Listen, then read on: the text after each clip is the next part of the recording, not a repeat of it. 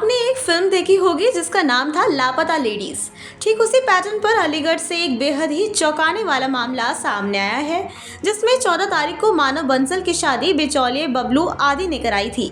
इसके बाद 16 तारीख को उसके पड़ोसी ने भी इन्हीं बिचौलियों के जरिए 80,000 रुपये देकर शादी की। जिस दिन दूसरी शादी हुई उसी रात 11 बजे पहली महिला गायब हो गई और जो दूसरी महिला जिसकी शादी 16 तारीख को हुई वह भी बाजार से गायब हो गई। दोनों दुल्हों ने इसकी शिकायत करवासी थाने में दर्ज कराई। उसने मामला तत्काल सिंगन में लेते हुए उसी दिन 2 बिचौलियों को गिरफ्तार कर जेल भेज दिया।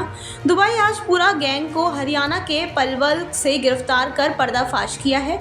जानकारी देते हुए एसपी अमृत जैन ने बताया कि ये गैंग अंतर्राज्यीय स्तर पर काम करता है।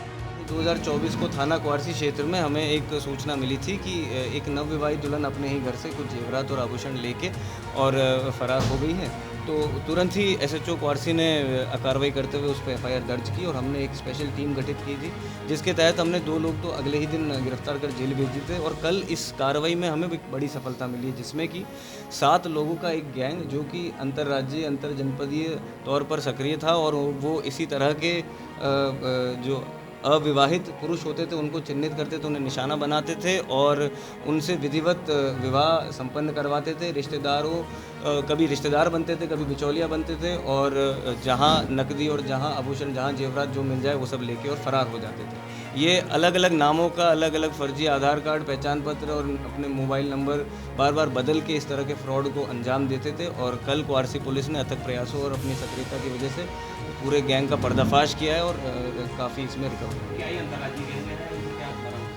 जी, जो इंटरोगेशन में जो हमें अभी तथ्य सामने आया उसमें इन्होंने इस तरह की 10 से 12 घटनाएं कम से कम की हैं, जिसके लिंक राजस्थान तक, मेरठ और हापुड़ इत्यादि अनेक जनपद एवं दूसरे राज्यों तक भी इनके लिंक फैले हुए हैं। हालांकि ये सब अभी जांच का विषय और ये सब वेरीफाई अभी किया जाना बाकी है। और रिकवरी की अगर बात की जाए तो इनसे कई अदद पीली धातु की तरह दिखने वाले गले की चेन, अंगूठियाँ, बिछियाँ, झुमकियाँ और शादी में प्रयुक्त होने वाला मंगलसूत्र इत्यादि एवं नकद और कई अदद मोबाइल और फर्जी पहचान पत्र बरामद। ये बिचौलियों के बीच में इनका अरेंजमेंट रहता था और ये कुछ पैसे दे के बिचौलियाँ दोनों ही तरफ से पैसे ले के और इनकी शादी करवाते थे। और ये पूरे ही गैंग मेंबर उस शादी में जो भी उन्हें जेवरात, आभूषण या जो भी इत्यादि प्राप्त होते थे वो सब ही का बंटवारा आपस में करके और अपना इसी तरह से फ्रॉड को जारी रखते। की भी बात की गई, क्या चीज़?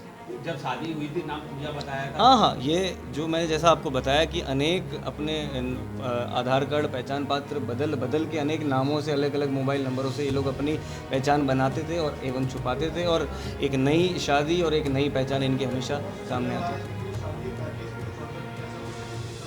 नहीं, ये तो अभी जांच का विषय, ये अभी हम लोग पूरी तरह से कंफर्म नहीं कर पाए हैं। जैसे कि मैंने इंटरोगेशन में बताया कि 10 से 12 टोटल मिला के शादियाँ करने की बात तो इन्होंने अभी तक कबूली है।